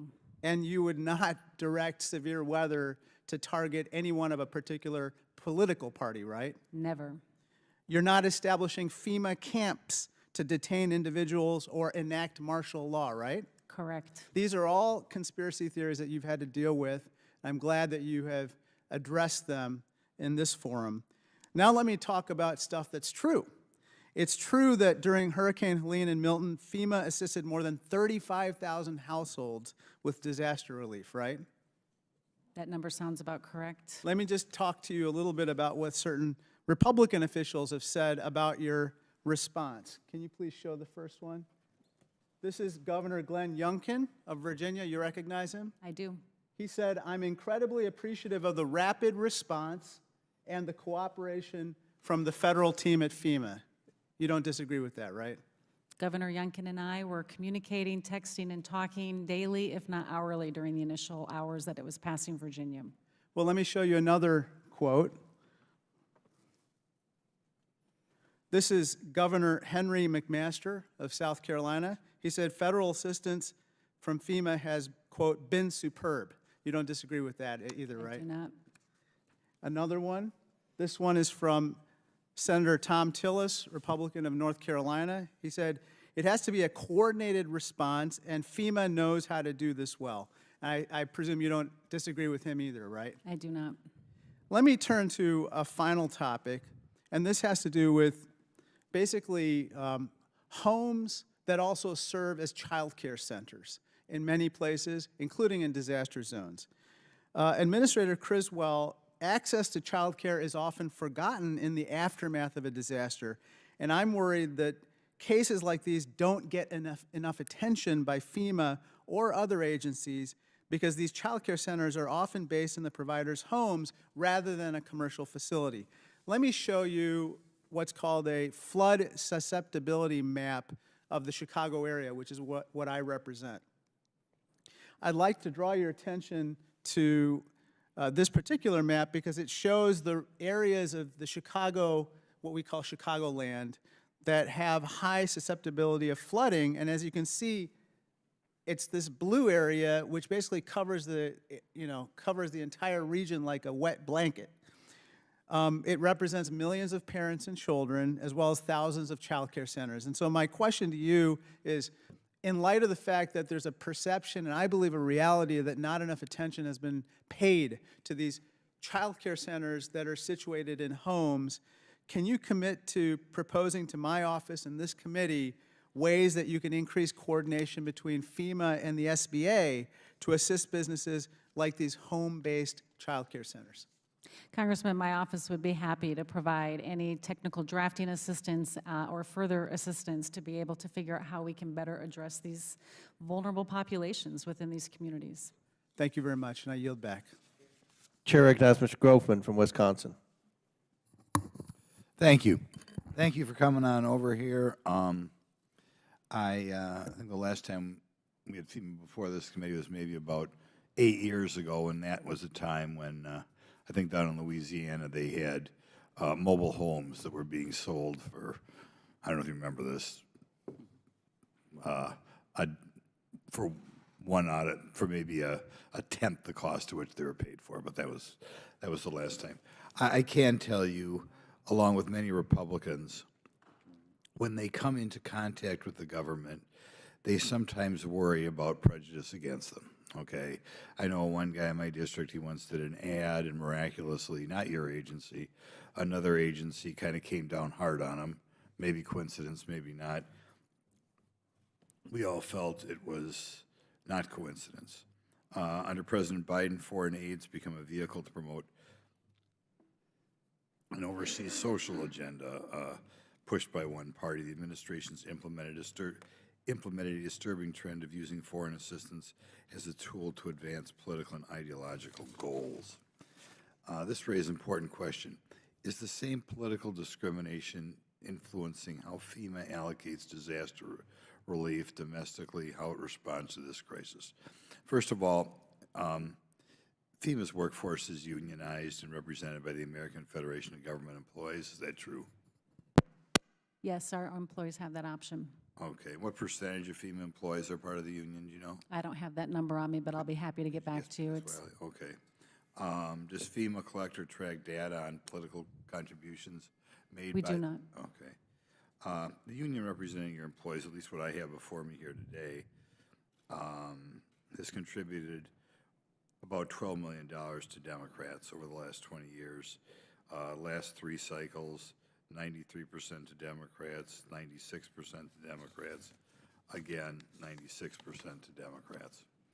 And these contributions go where you'd expect: Senate Majority PAC, DCCC, and President Biden himself. It raises a question. When you have a group of employees or somebody representing employees that is so overwhelmingly slanted to helping one party as opposed to the other party, is it possible that that overwhelming bias slips into some decisions that are being made by your employees? unions are not part of our FEMA control, and employees have the option to choose to join them or not. Right. I mean, the people who run the unions, though, and who are presumably elected by your employees, want to push contributions overwhelmingly to one group. I assume they communicate with your employees. Is this something that possibly concerns you, or is this why we're perhaps here today and that a couple of your employees seem to believe their responsibility was to use their government job to help one group of people rather than the other group of people? Could it perhaps create that mindset? Congressman, it is just unacceptable that any FEMA employee would tell any part of our organization to not support an individual that was impacted by a disaster because of a political yard sign. Right. I'm just going to say, politically, you see what I'm saying? But, you know, if you want to think of it's 50-50, but when it's like 95% to one party, 96% to one party, does that create an environment perhaps of a dislike or even hatred of the political party that they're not giving money to? Because, of course, this union, they presumably communicate with their employees, this is who you should be supporting, blah, blah, blah, blah, blah. I sometimes wonder if that atmosphere comes a little bit from these one-sided slanted unions. Again, employees have a choice of whether or not they want to join a union or not. Not all of our employees are part of that union, and regardless, it is unacceptable, regardless if you are in a union or not, to discriminate against a disaster survivor because of a political sign in their yard. That's not who we are. I'm really glad that Chairman Comer is having this committee. Are you aware of anything you're doing to make sure this sort of thing does not happen in the past or in the future, given the overwhelming political slant of the union that represents your employees? So you're talking about anything I've done with the union or this event in Specifically to particular? make sure this is not going to happen again. Yep. Specifically talking to your employees and say, we realize you have a union that apparently really dislikes Republicans. Yep. What are you doing to make sure that that doesn't flop over into how they dole out the government largesse? Yeah, so immediately upon the termination of the employee that made this direction, I sent out an email to the workforce letting them know what is expected of them and that we serve all people. I have been in this job for 3.5 years, and my focus has always been on putting people first, and that's all people. We have also conducted refresher training for all of our staff that are in the field, explaining to them what we expect of them, again, so there's no misinterpretation of how we support people that have been impacted from disasters. And we will continue to work with the IG on the investigation on if there's any other factors related to this particular incident. Thank you. I'm sure this is something that they'll be talking about for the next 15 years. Chair now recognizes Mr. Mfume from Maryland. Thank you, Chairman Comer and Ranking Member Raskin. I want to thank the administrator for being here today. And I want to associate my remarks with those of the Ranking Member, Mr. Raskin, in his opening statement. Madam Administrator, you've got a tough job. And I've tried to sit here and to listen to what you say and how you say it. And my gut tells me that you are a good person with a good heart who wants to do good things for your nation. I think that if there is a disconnect here, it might be the fact that you can't make everybody underneath you good people, even though we'd like for them to be that way, because we take pride in our federal workforce, the fact that it is not a political workforce. Every now and then, there becomes a possibility where something terrible can happen. And we all know that 2024 has been a trying year for various agencies throughout the government dedicated like yours to protecting and providing for Americans of all walks of life. Your agency has done a good job in providing resources, at least what you have, I might add that, in very difficult situations in a number of different communities. That conclusion is not mine alone. It comes from governors, other members of Congress, mayors across the nation. That being said, I would be remiss if I did not, in a deliberately redundant way, go back and address this report of a FEMA employee who were allegedly foregoing visits to homes that had Trump signs displayed. Now, regardless of whether that employee was following a FEMA policy or not, it's a sad day, quite frankly, anytime. We've realized we've reached such a state in our government where people are making decisions based on their own partisan beliefs when they're in a nonpartisan role of providing service and providing it to everybody. And I must say that every disaster is not even a natural disaster. In my own city of Baltimore, we had a major bridge collapse, the Francis Scott Key Bridge. And we're still struggling to try to find a way to deal with that. And that's been since March 26 when it collapsed. The Port of Baltimore was forced to close, as you know. Longshoremen and longshorewomen were let go without work. Small businesses were impacted. We mourned the lives of those 6 persons who died on that bridge that night. And as we do in every disaster, we did not check to see which political party they favored. When the Small Business Administration, the Army Corps of Engineers, and the Coast Guard all stepped up, as they did repeatedly month after month, to do the tough work, nobody asked for a party registration or a voting card or a voting record. So we know that incidents like that are going to happen again. But what we, I think, have to be very firm in is our belief that emergencies should never have a party and that disasters ought never be partisan.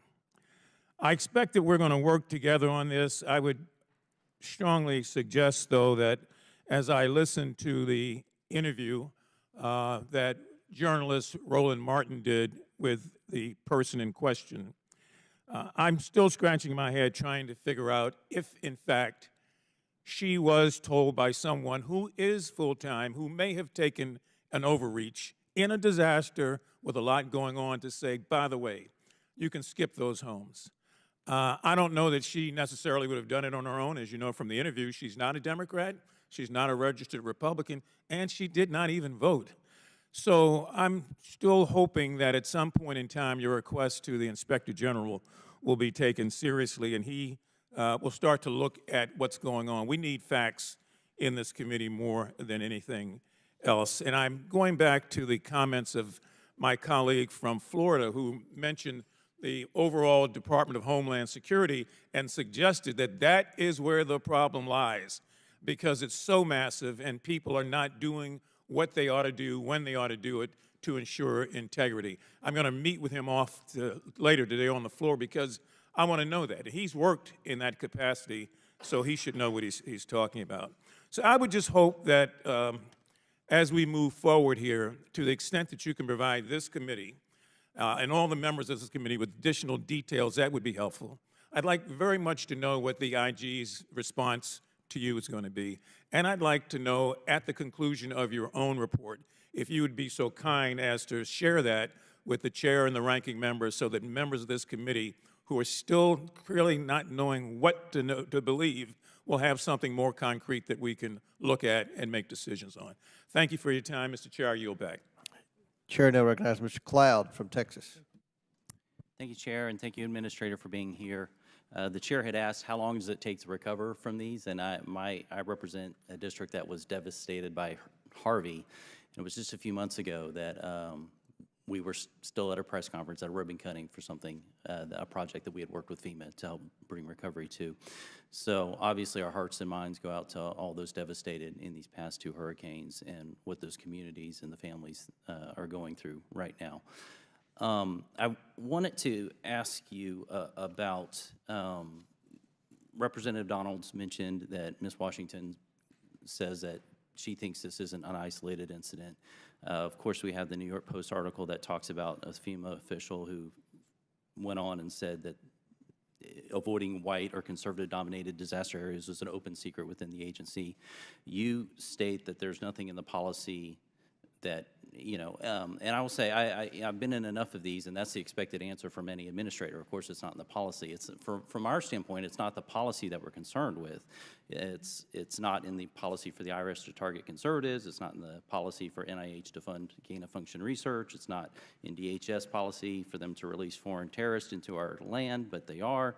It's not policy of the FBI to target school teachers or people of faith, but all this is happening. And the common response is, well, it's not in the policy manual. Well, we're concerned about the culture. And I do not think that it's in a stated policy or in the culture to specifically say skip over Trump signs. But I am concerned about if there's not a proactive response to make sure that that isn't clear within the culture, that that kind of attitude should not be accepted at all. And I will point to this. FEMA's current strategic plan lists 3 goals. The first goal is to instill equity. We know that these DEI initiatives have had a discriminatory aspect in it. We've seen a lot of companies now having embraced it out of altruistic means, but understanding that what they do is they ask us to discriminate proactively. One of the things it mentions is this plan lists racial minorities, even religious minorities, as individuals who should be the beneficiaries of equity. So I would ask you, who's a religious majority, or a racial majority? Does FEMA make decisions about resources distributed according to these policies? Because this is in the strategic plan. And so whatever your case is on this, you're asking your employees to make distinguishment between individuals as opposed to just meeting a need. I tell people all the time in our office, we don't care who you are, we don't care what your voting record is, we don't care your background, your whatever. When you walk into our office, as many offices here, even across the aisle, we're here to help and to help get your case through. I think that should be the very clear standing of FEMA, and I would encourage you to revise your strategic plan and rid it of all the DEI.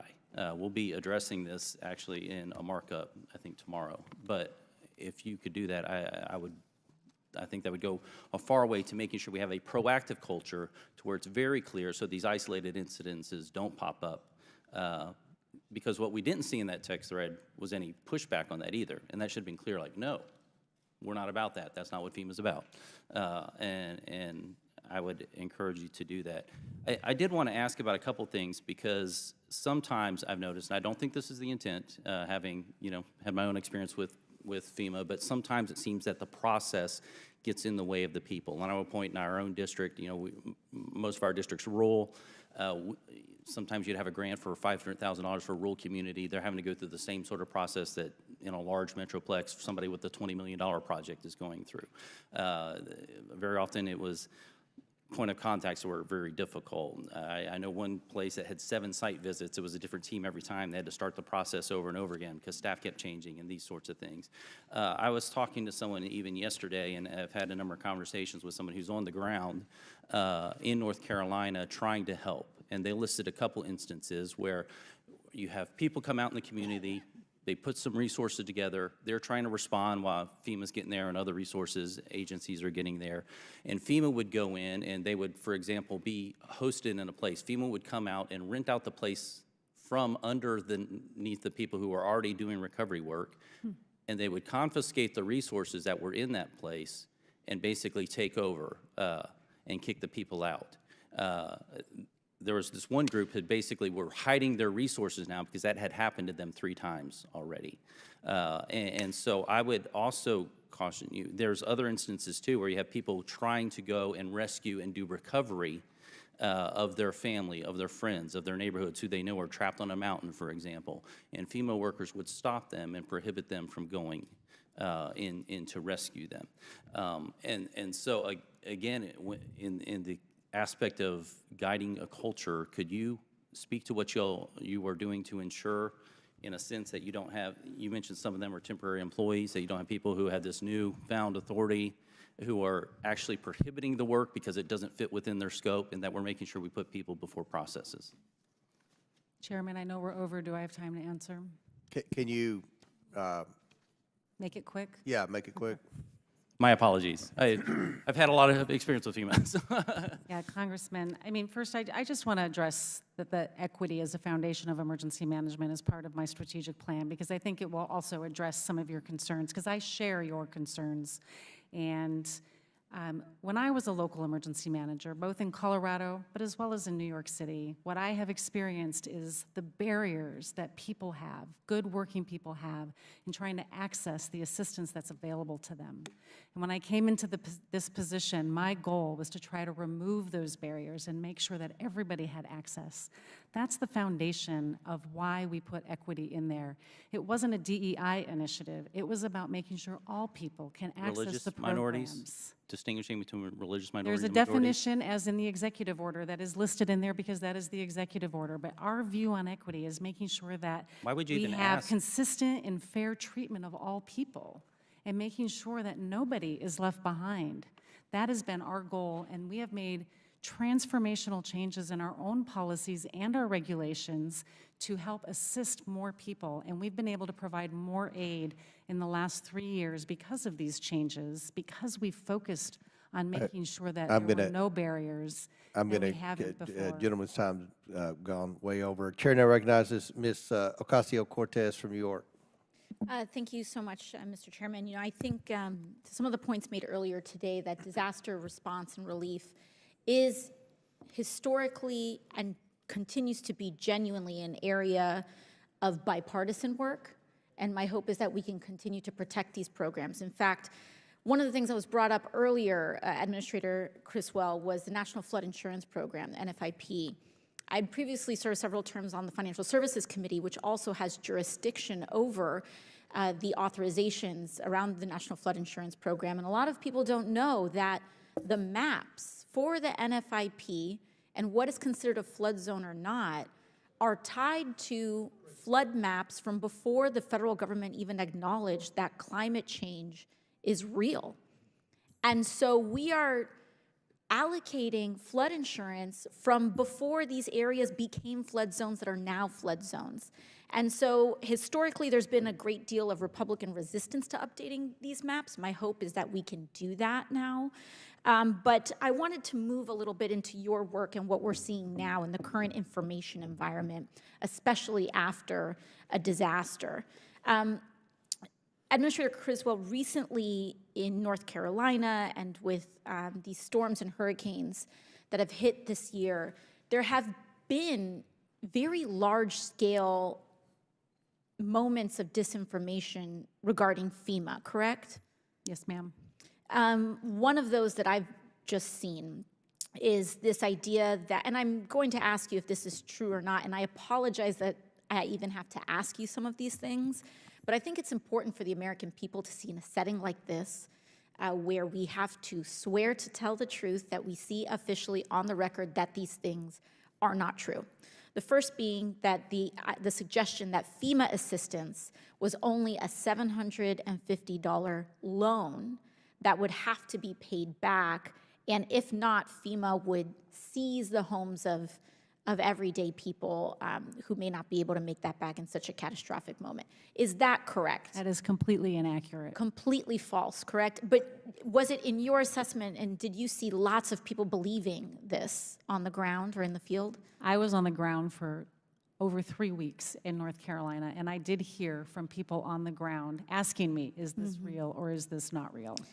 Another one that I also saw very widely circulated, that FEMA did not have enough money to provide relief services because that allocation of funds went to either undocumented immigrants, aid to Ukraine, or even aid to the Israeli government. Is that correct, that FEMA's funds were allocated away to those causes? Completely inaccurate. Completely false. On the record, completely false, correct? Correct. And other things that we've seen as well, that it's standing policy for FEMA to politically discriminate. We know that that's not true, correct? Correct. And there was an incident we see, but that individual was fired, and that this is not a policy at scale, correct? Correct. Now, we know that these are important pieces, very large and influential pieces of disinformation, but I want to talk about the harm of that. Because if you are a FEMA worker canvassing door to door, you need to knock on people's doors and see what help they need, correct? Yes. Now, I know, as someone who's a target of large amounts of misinformation and disinformation, people will sometimes, and I genuinely want to separate this from a partisan accusation, but it is very important to say that if someone thinks that a FEMA official is coming to their house to take their house away, that's a situation that could be escalatory or potentially become violent over something that's not true, correct? Correct. I mean, I've had people that have come to me in an escalatory way because they've believed something about me on the internet that was completely false. And that's just me, let alone an anonymous FEMA official who does not have the same level of resources to be able to combat that kind of misinformation. And then on top of that, when people do believe these kinds of things, what is the harm to the communities that then get convinced of these mistruths? I think, Congresswoman, one of the best stories that I can share with you was when I was in Chimney Rock, North Carolina, and I was talking to the leadership there. And Chimney Rock is the area where there were accusations that there were physical threats to our FEMA staff, where we temporarily moved all of our staff into fixed locations. When I talked to that leadership team there, they said, this is not who we are. This is looking bad on my community. Tourists may not want to come visit my community, but let alone we need your help. The people in this community need to register for assistance, and now we have to make sure that they understand that the government is there to help them and encourage them to apply for assistance so they can start their road to recovery. I think that is a really good example of how it not just impacts an individual, but impacts an entire community and their reputation and who they believe they are, and now who the public writ large thinks they are. Got it. Thank you very much. Gentlelady's time's expired. They have called votes. They called votes about 10 minutes ago, but we're going to have one more questioner, and then we'll recess for votes. But Chair now recognizes for the last question before recess the gentleman from Alabama, Mr. Palmer. Thank you, Mr. Chairman. This hearing has been all over the place, from climate change to politics to somewhat on the issue at hand. And I want to ask you, Administrator Criswell, has FEMA made any attempt to identify the people discriminated against because of their support for President Trump? The actions of this individual were unacceptable, and that's not what I asked. we do not have any evidence at this point that shows that this was a larger issue, but there are ongoing investigations. I've only got a few minutes. No, ma'am. I'm asking, there were clearly people who were passed over. Correct. Okay. Have you made any attempt to identify those people? Oh, those people that were passed over? Yes, ma'am. We sent another team in there, and they have made contact with everybody in that community. So what is FEMA prepared to do to meet the needs of those people who were discriminated against? If they were if they registered for assistance or needed assistance, they are now in the system and will get whatever they are eligible for. Okay. And those are people who have applied that notified you that they were passed over, or did you discover them by other means? When we looked at the records from this employee's team and found the homes that were skipped, we sent a team in there to contact all of those homes. I can't tell you if they all applied for assistance. I don't know that they all needed assistance, but we at least gave them the opportunity. Okay, thank you. This is not the first time, though, that FEMA's had an issue with discrimination, because for years FEMA discriminated against houses of worship. It wasn't until a lawsuit was brought by 3 churches in Texas and 2 synagogues in Florida that this stopped. Are you aware of that? I am not familiar with the lawsuit that you are mentioning. Are you aware that that FEMA has had an issue with interacting with religious groups and I am not. churches? I think it's an unfortunate part of FEMA's history. And it seems that I can understand why there's a built-in political bias for FEMA employees in Washington, because only about 6.5% voted of the vote for president, and the Washington, D.C. went to Trump. But I want to ask you something else, and I want to go back to the questions that Congressman Jordan asked, Chairman Jordan asked, and that those people who were on that chat group that witnessed the directive to volunteers, I'm not sure you gave a satisfactory answer as to whether or not you've contacted those people and what information you've gotten from them. Have you tried to do that? As I said before, I have not personally talked to them, but there are ongoing investigations. So will you state for the record that the investigators are contacting those people to get their information? The investigators should be contacting them, and if they haven't, I will ensure it. If you maintain that FEMA took swift and satisfactory action after Mrs. Washington's team's message, why do you think the whistleblower felt compelled to reveal her message to the public? I can't speak on behalf of the whistleblower. I know that I was made aware of the situation on November 7th. I received confirmation that this text message had been sent on November 9th, and I directed her termination. It was not acceptable behavior. It is not how we want to treat people. I understand what you're saying publicly, but what matters is what you're doing in the investigation, what you're doing privately to clean this up, and to create a culture of respect for all people. And I really don't care if they're Republican or Democrat. I don't care their religious affiliations. I think the role of FEMA is to provide aid when necessary. And I just want to be sure that there's substantial proof that you can offer the American people today that taxpayers who pay their hard-earned dollars to provide for these disaster response resources will not face future political discrimination from FEMA. Can you give us absolute assurance of that? Congressman, we are here to help all people. I know, but you didn't. And I can assure you I that we will understand, take but you- action you did against not do that. anyone who has not followed our core values of compassion, fairness, integrity, and respect. We Well, treat everybody the same. We're- Everybody is eligible for assistance. We're counting on you doing that. And I would like to identify with Mr. Moskowitz. I thought that his perspective on the need to reorganize FEMA and Homeland Security was spot on. With that, Mr. Chairman, I yield back. Gentleman yields back. Pursuant to the previous order, the chair declares the committee in recess. Subject to the call of the chair, we plan to reconvene 10 minutes after the conclusion of votes, so the committee stands in recess.